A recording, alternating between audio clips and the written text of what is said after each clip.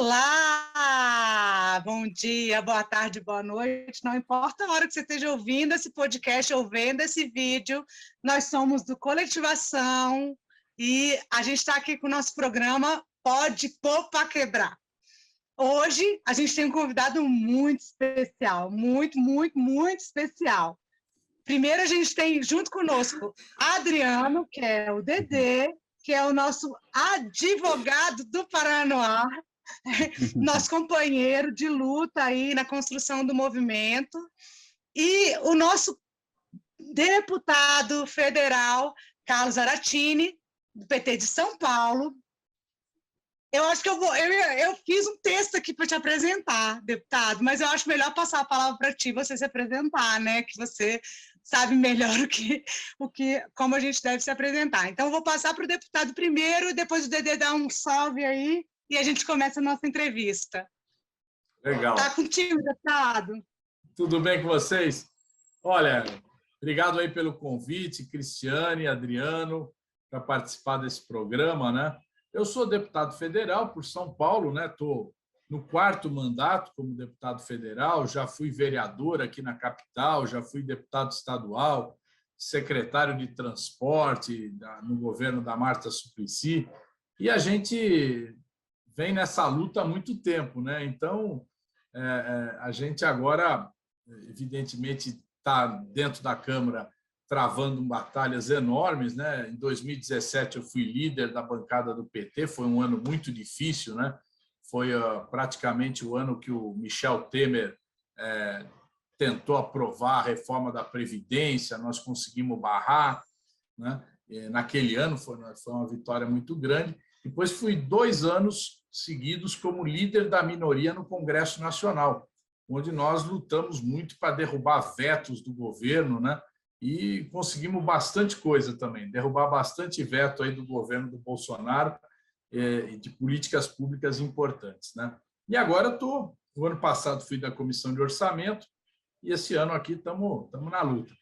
Estamos aí, vamos ver se a gente faz o nosso Lula presidente. Obrigada, deputado. Dedê, dá um salve aí para nós.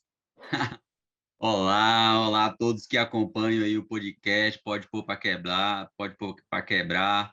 Uma satisfação imensa, deputado Carlos Aratini, de estar aqui para conversar com o deputado que está na linha de frente aí, como você colocou, nas trincheiras de luta aí na Câmara dos Deputados, para resistir, né, nos atos de resistência na Câmara. E é uma satisfação muito grande estar aqui trocando uma ideia com companheiros sobre esse importante tema, que é a renovação da lei de cotas, né? Nós que aqui eu sou o Adriano, advogado, sou da Central de Movimentos Populares, também aqui do CEDEP, no Paranoá, né? E estamos acompanhando essa discussão, essa importante discussão, que levou muitas pessoas, amigos, né? Eu também, né? Faço concurso pela lei de cotas, fiz vestibular pela lei de cotas, então é uma importante discussão para a comunidade parda, negra, indígena no Brasil. Então, um bom dia aí, boa tarde, boa noite, o horário que estiver escutando aí, e vamos lá. Obrigada, Dedê. Deputado Zaratini, eu queria que o senhor começasse assim, esse bate-papo nosso, explicando um pouco para a gente, assim, porque a gente está nesse período, né, de uma resistência muito complicada, tentando não perder o que nos resta, os poucos direitos que nos restam, né, porque construir demora, mas destruir é bem rápido, né, assim, esse governo passou por cima, como um trator, dos nossos direitos, e nesse momento nós estamos numa situação de discutir bem arduamente essa questão da renovação da lei de cotas, né? Então, eu queria passar para o senhor explicar um pouco como que é o trâmite disso e qual a importância disso nesse momento. Bom, em primeiro lugar, é importante dizer que a lei de cotas é um sucesso, né? Graças à lei de cotas, a gente pôde ter uma universidade e os institutos federais com maior representação do que é a realidade do povo brasileiro, que a grande realidade do povo brasileiro são pessoas pobres, a sua maioria, né? São pessoas negras, são indígenas, e a lei de cotas garantiu, pela primeira vez, o acesso em massa dessas pessoas. Porque sempre, evidentemente, houve um negro, um indígena, um pobre que entrou na universidade, mas era uma minoria. Agora já estamos tornando maioria, né? A lei de cotas ela foi feita em 2012, no governo da Dilma, e ela previa. Foi uma lei que teve uma resistência enorme, né? Muita gente contra, gente, inclusive, intelectuais de esquerda, do campo da esquerda, contra, né? Teve abaixo-assinado de professores universitários contra, e o DEM, o Partido dos Democratas, na época liderado pelo ACM Neto, entrou no Supremo Tribunal Federal alegando a inconstitucionalidade dessa lei, né? Então, foi uma lei que foi combatida, né, pela direita no Brasil.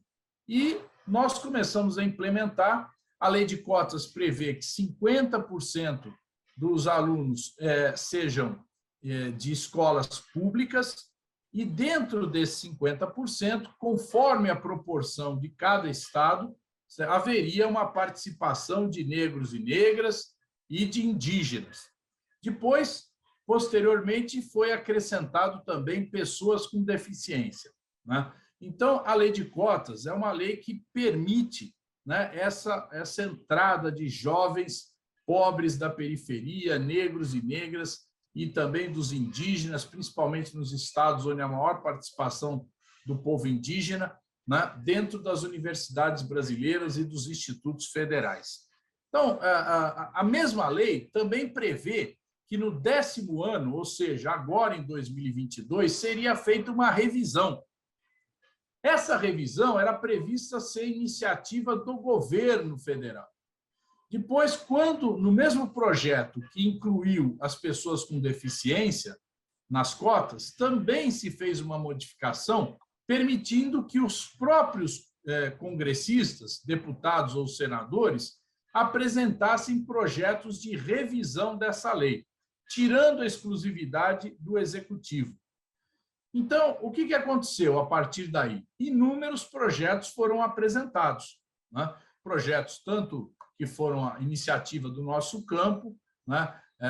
Projetos do Bira do Pindaré, apresentou projeto, né?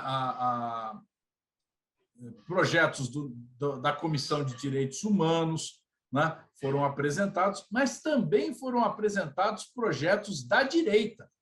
E esses projetos da direita prevêem o quê? Manter a cota de alunos de escola pública e suprimir as cotas raciais, ou seja, cotas de negros, negras e indígenas. Então, é lógico que essa revisão, presta atenção, a revisão ela pode se dar de várias formas. Ela pode ser uma revisão para manter a lei como ela está, fala, não, a lei está boa, fica como está.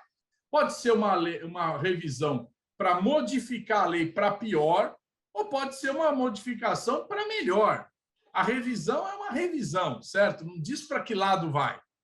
Então, nós acabamos, então, apresentando um outro projeto, né? Eu, a Benedita da Silva, o Valmir Assunção, apresentamos um projeto para prorrogar essa cota por 50 anos e, ao mesmo tempo, incluir o auxílio permanência, porque nós achamos que essa é a maior questão hoje. Não adianta só permitir que esse jovem pobre da periferia, negro, acesse a universidade, mas é necessário que ele complete o curso, que ele complete o seu curso da melhor forma possível, porque um curso universitário tem custos de alimentação, tem custos de transporte, eventualmente pode ter custos de habitação, se for numa cidade diferente onde o aluno mora, né?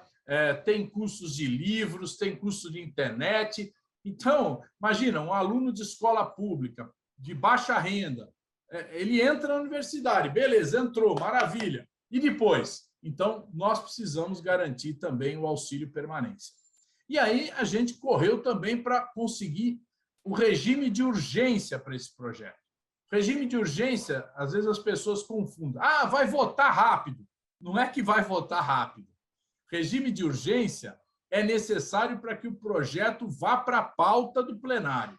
Se não tiver urgência aprovada, não vai para a pauta, né? Então, vai para a pauta amanhã? Não, não necessariamente. Pode acontecer. Vocês vejam esses projetos aí que o Arthur Lira vota urgência no dia seguinte ele quer votar o projeto, às vezes até no mesmo dia, quando é projeto que interessa ao capital, que interessa aos ricos, ele quer votar rápido, né? Quando é projeto que interessa para o povo, aí, meu irmão, você aprova a urgência e o projeto fica lá esperando um dia a gente ter uma pressão para votar.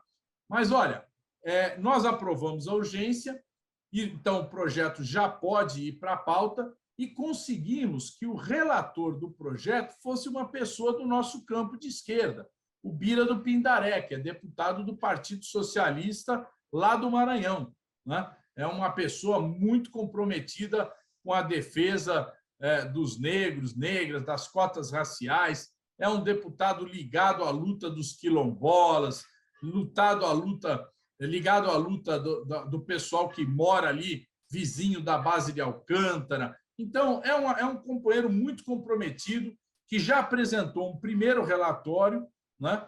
E que a gente está em debate esse primeiro relatório, né? Ele abriu para debate o primeiro relatório para ouvir sugestões e tentar fazer um projeto o melhor possível que seja, então, levado a plenário para aprovação. Está indo muito bem. Eu diria para vocês que está indo muito bem o processo. Deputado, eu acho que essa questão das cotas sociais, eu estava até conversando com o Dedê um pouquinho antes da gente entrar aqui no ar sobre isso, né? Essa questão das cotas sociais, a gente é a favor, é claro que a gente é a favor, né? A gente sabe que tem uma opressão de classe e tudo, mas a gente sabe que a direita se utiliza dessa pauta para confundir, né? Especialmente essa direita, assim, essa direita que desses movimentos do bem liberal, do MBL e tudo, né? Eles se utilizam um pouco da cota social para confundir a cabeça da gente e desvirtuar a política.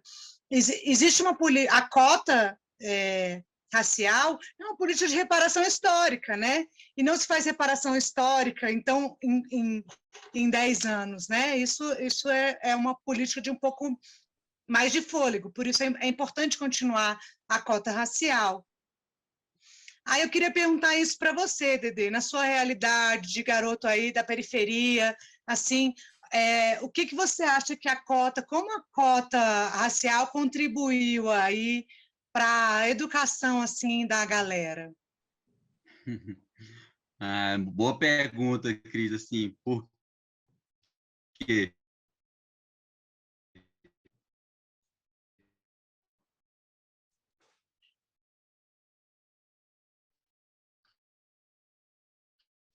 Porque eu, assim, lá com o ensino médio, né, e tinha discussões, é claro, né, tinha discussões nos pré-vestibulares, discussões na sala de aula, né, e eu via que muitos colegas, e até negros, né, não é que se rendiam, né, pelas desinformações, porque esse discurso da meritocracia, né, e de todos são iguais, tem que tratar todos iguais, né, é um discurso que, se a pessoa não tiver informação, se o jovem ali principalmente não quer se aprofundar, ele vai cair nesse discurso, né, nesse discurso de que o negro também é capaz, para que cota para negro, né, e que todos têm que disputar em igualdade, né, e eu já me aprofundava um pouco no tema, né, que eu já fazia ali o pré-vestibular dos jesuítas, né, pelo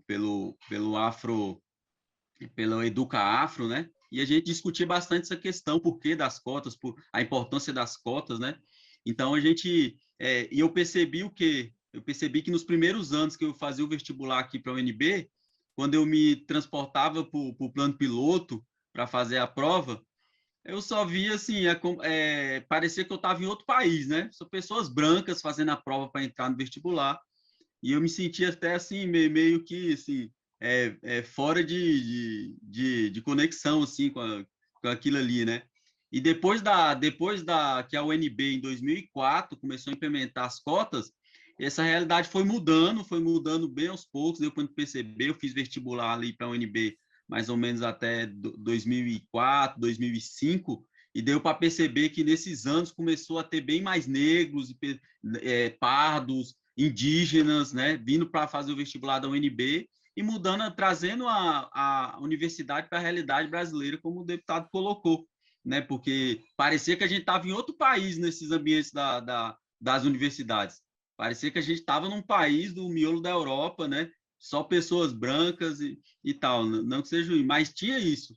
E sendo que a população brasileira, a maioria da população brasileira é preta, parda, né, e a população indígena, né, e isso não tinha representação nas universidades, né, então a gente logo de cara eu percebia isso, né, então a gente fazia essas discussões nos pré-vestibulares, nas salas de aulas, e a gente que defendia, né, as cotas, eu achava até muito difícil, né, ter uma regulamentação, mas como o deputado falou, foi com muita resistência, muita luta, né, luta das pessoas dentro das universidades, nos movimentos organizados, nos sindicatos, para poder aprovar a lei de cotas e ter 50% de reserva para negros e pardos e indígenas, que a questão é social, mas dentro dessa questão social tem essa reparação histórica que você colocou. A reparação histórica está baseada nos 300 anos de escravidão, na destruição, né, praticamente, do povo indígena nas suas terras originárias, né, na sua produção, do jeito que eles cultivam a terra e a natureza, né, que foi destruída, e por isso tem que ter essa reparação histórica. E pela exclusão, o racismo estrutural, que esse país passou até muito pouco tempo, né? Nós vivemos isso. Então, por isso que, né, nós, né, sempre defendemos as cotas e sempre vamos defender, né? A lei tem essa previsão de revisão com 10 anos, que eu acho até correto, mas é uma revisão até para ampliar, né? O que seria lógico, né? Para ampliar, fazer a avaliação, e como o deputado colocou, é justamente para pensar isso, deputado, é para pensar que o jovem negro indígena entra na faculdade e lá dentro da faculdade ele vai ter dificuldades para concluir o curso, para construir o pensamento, né, para se colocar dentro desse âmbito que até então era um ambiente totalmente ou quase totalmente branco, né, com a cultura, com o pensamento, né, com o pensamento praticamente europeu. Então, tinha dificuldade para se manter, para transportar, que as faculdades públicas, as universidades públicas, são todas praticamente no centro, os jovens têm que se transportar. Então, por isso, a importância dessa lei para todo jovem negro, pardo, indígena das periferias desse nosso Brasilzão. Deputado, eu queria voltar a palavra para o senhor, mas eu queria conversar com o senhor uma coisa assim, que é bem importante para nós nesse momento, né? Assim, se eu falar de um projeto com bolsa permanência e tal, chega um quentinho no coração da gente, né? Porque a gente estava num período aí de ascensão, de inclusão, né? De muitas políticas públicas e tal, de ver nossos amigos podendo ter condições de estudar, ter condições de trabalhar, né? Assim, de pegar um microcrédito, a gente estava nesse período, veio desde o golpe, toda essa recessão, assim, e a gente volta agora, nesse momento, a respirar e ter um cadinho de esperança no coração, né, de que a gente pode sair desse poço, né, dessa dificuldade que a gente está passando como um povo brasileiro, né, assim. Então, eu queria voltar para o senhor para a gente falar sobre isso, assim, né, o que significa esse ano, como que a gente tem que se preparar, se eu contar para a gente também o que o senhor está pensando aí para dar um gás aí na nossa militância, nos movimentos, né? Porque a gente já fica feliz só de pensar assim, putz, tem alguém que está pensando que tem que ter uma bolsa permanente na universidade, porque realmente a universidade se torna super inacessível em alguns momentos. Eu estudei na universidade há muitos anos atrás, eu me lembro o rebolado que era para eu pagar xerox. Eu tinha maior dificuldade, que a gente tinha que tirar xerox de livro, que a gente não conseguia comprar livro, tirava xerox era maior dificuldade e tal. Então, só de falar em Bolsa Permanente já dá um quentinho no coração. E aí, Legal. qual a nossa perspectiva para 2022, deputado? Olha, primeiro eu quero dizer uma coisa. Eu acho assim, esse projeto ele pode ser um projeto mobilizador da juventude, né? Porque é uma coisa que é um direito, sabe? A gente tem que ir para as escolas públicas, né? Para os cursinhos, né? Pré-ENEM, pré-vestibular, tem que divulgar. Isso pode se transformar numa luta, né? Importante. A UNE, a UBS já aderiram a esse apoio, mas a gente pode fazer mais com a juventude do PT, a gente pode fazer muito mais com isso, a gente pode fazer mesmo uma campanha importante. Eu só quero dizer uma coisa, olha, eu tenho essa questão da reparação, que é uma questão fundamental, né? Foram mais de 300 anos de escravidão no Brasil, isso é uma marca na nossa sociedade, na nossa formação cultural, na nossa formação política, né? E uma marca negativa, extremamente negativa. Então, a gente precisa superar isso daí, precisa superar exatamente tendo políticas, né, que façam essa revisão, mas veja bem, tem uma questão a mais nisso. As universidades são os centros de reprodução do poder, certo? É das universidades que saem os dirigentes das empresas, é das universidades que saem os professores universitários, os professores do ensino médio, do ensino fundamental, é das universidades que saem os dirigentes partidários até. Se você olhar a composição da direção nacional do PT, né, que é um partido popular, ela é formada uma extrema maioria de pessoas com nível universitário, sendo que a nossa base, os nossos filiados, a grande maioria não tem universidade. Então, a universidade é um centro de poder. A gente tem que entender isso. Quando a gente coloca na universidade um jovem pobre, negro, é porque nós estamos alterando a composição do poder. É isso que se trata. Então, não é lógico, o jovem, quando entra na universidade, ele está lá animado, gostou, passou, entrou. Mas vê bem, nós precisamos pensar no macro, né? Então, por isso, eu acho que a gente tem que fazer uma grande campanha em defesa desse projeto, da aprovação desse projeto. A segunda coisa que eu acho fundamental é a gente fazer uma campanha de participação dos jovens na política. E isso começa exatamente pelo alistamento eleitoral, que vai até maio agora. Só 10% dos jovens com 16 e 17 anos se alistaram. Olha só, gente, 10% é nada. Então, nós temos que conversar com a juventude, vocês que têm o coletivo aí, que estão na periferia, onde o número de jovens é maior. Eu conheço pouco, olha, eu vou completar 16 anos de mandato em Brasília, mas eu conheço muito pouco o DF, muito pouco, né? Porque a vida nossa em Brasília é de casa para a Câmara, da Câmara para casa, a gente não varia muito nisso. Então, eu não conheço muito, não, né? Mas o pouco que eu conheço, a gente sabe que nas cidades satélites é onde está a maioria da juventude. Então, nós temos que fazer um trabalho também nas escolas de incentivar esse jovem a se alistar e votar no Lula e votar na vida e votar na democratização desse país, né? Então, eu acho assim, a gente tem que ganhar a juventude para essa eleição, né? A juventude vai fazer a diferença. Olha só as pesquisas. A maioria dos jovens quer votar no Lula. A maioria das mulheres também querem votar no Lula. É muito mais, proporcionalmente, muito mais mulher do que homem que quer votar no Lula. Então, essa eleição do Lula, ela vai ser muito baseada na juventude e nas mulheres. Por quê? Porque exatamente esse governo do Bolsonaro, que representa esse capitalismo mais retrógrado, né? É difícil dizer que tem capitalismo avançado, mas esse é muito atrasado. É o capitalismo que quer destruir o meio ambiente, é o capitalismo que quer destruir as terras indígenas e os povos indígenas, é o capitalismo que quer excluir a maioria do povo brasileiro das opções, das oportunidades, é o capitalismo que não está nem aí com a micro e pequena empresa. Você vê, nós aprovamos um projeto de refinanciamento das dívidas das pequenas microempresas e dos microempreendedores individuais, o Bolsonaro vetou.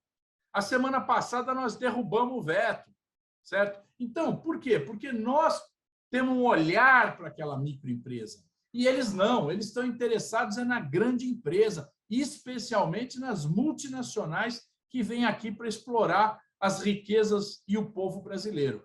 Eles fizeram uma reforma trabalhista, gente, que hoje o trabalhador não pode nem reclamar. Os sindicatos não têm recursos para fazer o seu trabalho e a Justiça do Trabalho, se você for reclamar na Justiça do Trabalho e perder, o Adriano é advogado, se você perder, você tem que pagar as custas do processo. O que acontece? O trabalhador fala, pô, eu já estou desempregado, ainda mais se eu perder essa, eu ainda vou ter que pagar. Então, ele acaba não acionando a Justiça do Trabalho. Então, o que acontece? Nós precisamos rever tudo isso, gerar emprego, emprego de qualidade, emprego onde o trabalhador seja respeitado.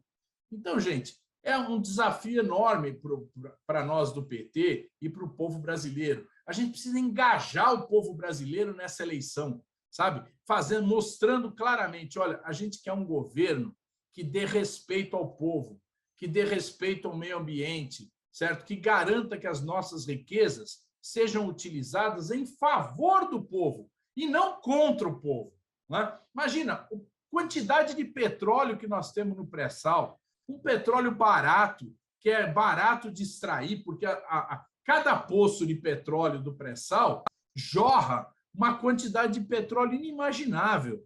Né? Então, é muito produtivo, é muito barato explorar o pré-sal. Por que as empresas multinacionais quebraram a exclusividade da Petrobras no pré-sal? Exatamente porque é muito rico. Então, era para a gente ter uma gasolina tão cara, um gás de cozinha tão caro? Lógico que não. Então, gente, nós temos que mostrar isso para o povo brasileiro.